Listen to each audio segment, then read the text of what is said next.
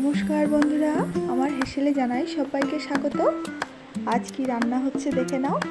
উচ্ছে চচ্চড়ি, চাল কুমড়ো হবে মাছের মাথা দিয়ে, আর মাছের ঝোল আলু দিয়ে। দেখো মাছটা ভালো করে ধুয়ে গুছিয়ে নিয়েছি আর সবজিগুলো সব কেটে নিয়েছি।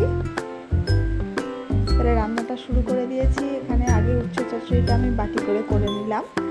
আলু, গাজর, টমেটো, উচ্ছে দিয়ে একটা চচ্চড়ি। আর এখানে মাছটা ভেজে নিয়ে ওই মাছ ভাজার তেলের মধ্যেই আমি জিরে, তেজপাতা, শুকনো লঙ্কা ফোড়ন দিয়ে চাল কুমড়োটা বসিয়ে দিলাম।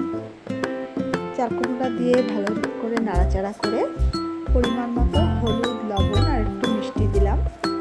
দিয়ে আর একটু ভালো করে নাড়াচাড়া করে আমি এতে একটু আদা, টমেটো আর লঙ্কা পেস্ট করে নিয়ে দিয়ে দিলাম।